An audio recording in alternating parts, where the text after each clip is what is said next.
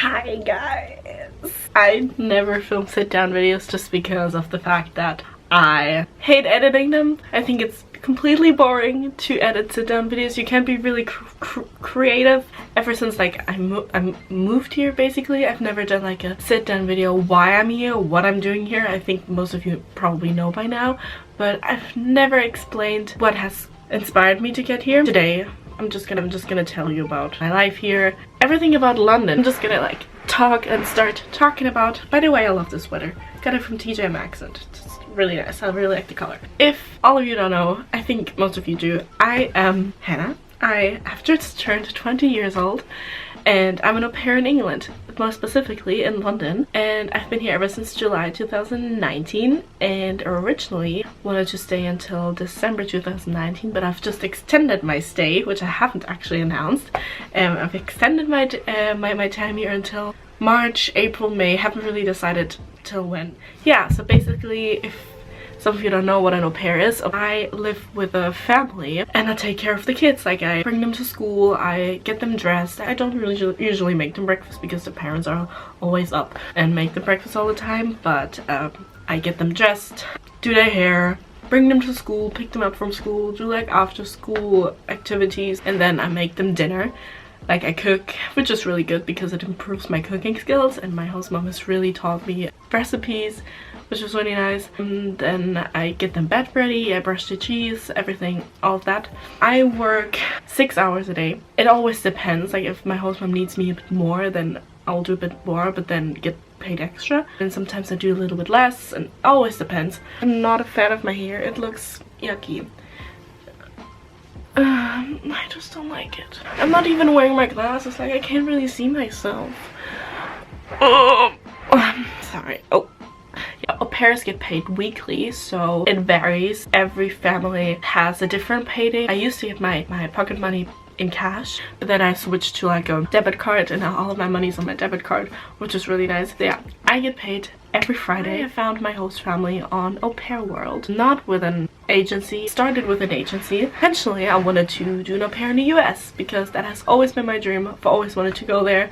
Ever since I was like 13, I told myself I'm gonna do an au pair in the US, but then a year seemed quite long for me, especially since I've been out of school almost for 1.5 years, and then I figured that if I did like another year it would just be too long, and then I did my volunteer work anyways for 10 months, and I don't know, maybe now that I'm staying longer here I could have done it, but anyways, doesn't matter, it is what it is. And then I switched over to London because the application process in the US is so complicated, like Jesus Christ. You have to send in a video, they want to know every little thing about you. With an agency in England it is similar, but it's not as detailed. But then ended up not finding a family on my agency thing, and I'm not really a fan of the one that I went, since they weren't really reliable. I have a friend who did an au pair in Milan in Italy, and she encouraged me to just register on Au Pair World because she found her host family on Au Pair World. I was like, okay, I'll do that. Found my host family on Au Pair World, and basically the case with like finding a family there is you have to register, you have to click in which country you'd like to go to, and then you need to write like a letter to your future host family. I recommend, if you want to be an au pair, write a letter as detailed as possible. The most little things about your life, write it in there. Write about your mom, your dad, your sister, what your sister's doing, if you have pets, in which area you live in your country, just then your hobbies, just write everything in there.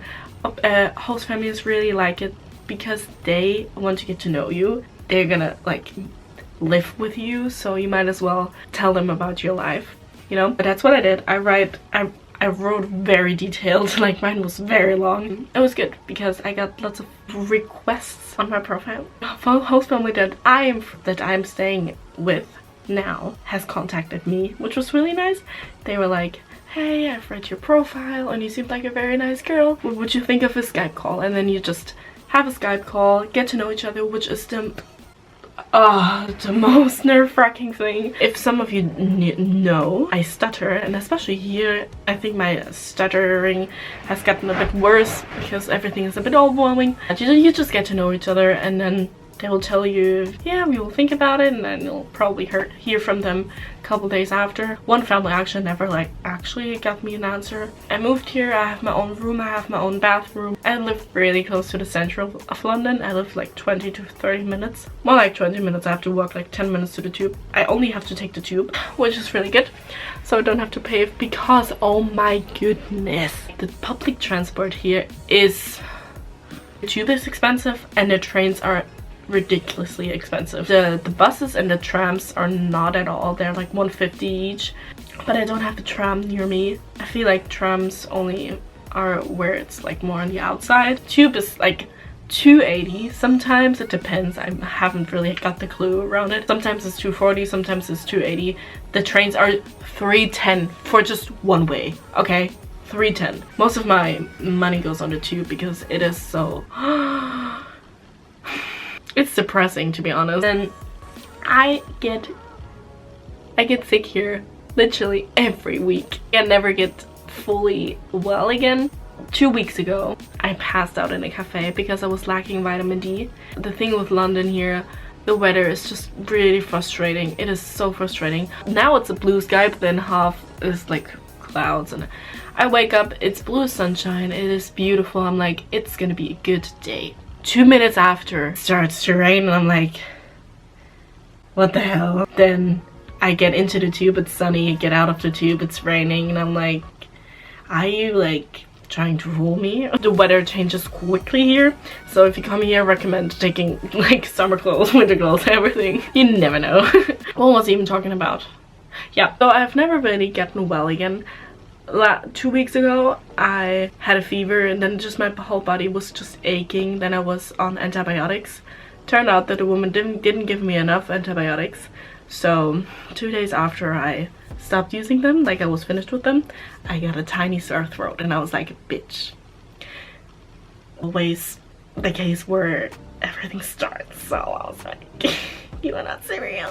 Turns out that I have the same again that I had 2 weeks ago. Going to the doctor here is nerve-wracking. It is nerve-wracking. I'm a naturally anxious person, and I've trained myself not to be, and it's going really well. But then when it comes to going to the doctors, even at home, I'm anxious. And when I need to go to the doctors here, yesterday I felt like I just needed to see a doctor. I just need to know what's going on in my body. Went to the doctor, everything was fine. The doctor was kind of mocking me because I came in there and I was like, I'm sick all the time. I don't know what's going on. Please help me. Coming from like Germany and then to England, and then hearing all of the, like, I'm not a native English speaker, and then going to the doctor and hearing them say all these fancy words, I'm like, you shit. I don't understand you. Social life here, life in general, is expensive. I remember the first week that I was here, I was very anxious. I couldn't find any friends. When you're an au pair, you need friends. Like, you need friends. If you don't have friends, it's gonna be quite difficult, since you want to do something and you want to have fun. Well, my advice, or what I did, was that I entered lots of au pairs in London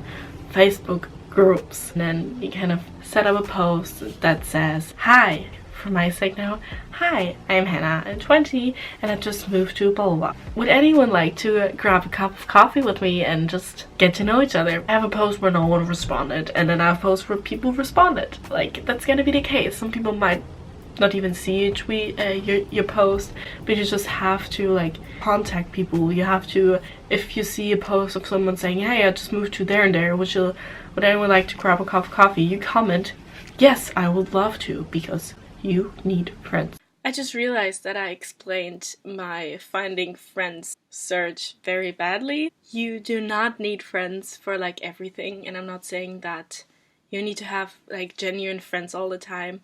Just for the beginning, just like a couple of friends, and you don't need to have like tons of friends or something. And you can also meet people at a language course. That's what I did in the first couple of 1 to 2 months. I wrote a ton of people, and some people you might not ever want to see again. That was with me. Like, I met some people where I was like, and I think that's okay. You don't get along with everyone. You won't like everyone. And I have friends that I met like at the beginning of the month when I moved here, and that I'm still close with. For example, my friend Juliet, she's in a couple of my videos. I met her, I think in the second week that I got here, in July. She moved here almost at the same time as me, and I'm still friends with her because we kind of experience everything together. So when you have like a base of friends, you meet their au pair friends and their au pair friends, and then it kind of develops into a group. You kind of are the au pairs and head around town, and then you just... There are lots of German au pairs here, holy crap. I've only met like one Spanish au pair here.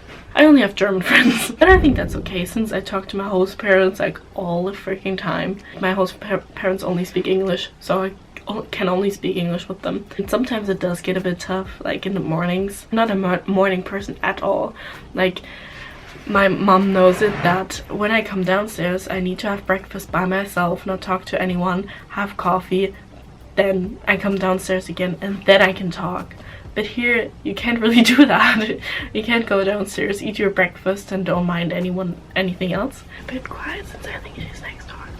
But you have to be like, hi, how are you doing? And then she asks you, hi, how did you sleep? Chatting in the morning, and I'm not a morning chatter. I don't talk in the mornings. Yeah, I talk to them all the time. I tell them about my day, I tell them about my life crisis, which I probably should not do as often. And I have friends who get along really well with their host families, and I have friends who do not get along with them, who kind of use them. You can't really know by seeing pictures, because pictures don't tell their personalities. You just see, okay, they look nice. Let's see if it goes well. It does. If it will. If it doesn't, then it won't. You just have to be spontaneous, and that's the thing with being an au pair. You need to get yourself out there, and it has improved my confidence. So, like, I can't really say it enough. I feel I don't even remember the person that I was before I got here, because I have made so much improvements over the last months, even before London. But here it's like completely other life. I feel like I'm living two different lives. I feel like I'm this London girl here that has gotten so confident, and so I'm finally living now and not just being in my tiny little nutshell. And it has helped my well-being. Nothing has ever helped more. No therapy, no nothing. I was overwhelmed when I got here. I was so scared. The first 2 weeks I cried a lot, since I've always wanted to get to a different country. Now that I'm here, I don't want to be here. But that's not the case. It's just that you're not used to the situation. You're in a different country with your family being far away. Like with my case, all of my family is in Germany, and I'm the only one living in the UK right now. So it was really difficult for me to handle that thought. But then as soon as you find genuine friends, it makes your time so much more enjoyable. I have met people that, I feel like it's fate. I've met people that live like in the next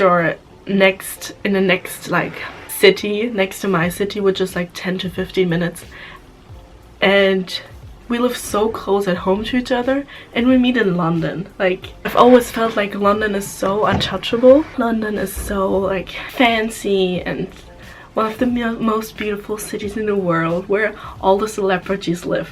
It's not that fancy. Like, it's not, I mean, it's great, I love it here, but it's not as great as some have this really unrealistic thought of London. Like, even before I got here, I was like, I'm gonna meet so many celebrities on the streets walking past me. Guess what? I have not met one celebrity, not even one. Kind of realized that it's just a normal city. It's just a city like everyone else. It might not be like my city back at home, but it's just a normal city, which is really big. And you have parts that are very, very fancy, like Kensington and Chelsea. More like Kensington. It's very pretty there, beautiful, but very pricey. And you don't meet people on the streets. Like, you need to be very lucky to experience that. I've been trying to meet Harry Styles. It has not happened yet. No, I haven't tried it, but I was like walking down the streets, and I was like, what if he would just like walk past me? I have a TK Maxx just up the road, which is so cool because I can go shopping without having to take the tube or anything. It's just a normal city with lots of celebrities that you don't meet. I've always felt like London was impossible to reach, and I think that's enough. I have to edit all of this. I hate editing sit-down videos, but I'll have to do it. London has been the strangest and most learning experience I've ever had. You learn to handle things by yourself. You need to do things by yourself. I do get homesick. Like, I'm really looking forward to go home in a month. It's not your home, but it is kind of your second home. And with that note, I'm gonna end it here. Thank you so much for watching this video. If you have any more questions, you can put it down in the comments and I would love to do another one. Thank you. Bye bye.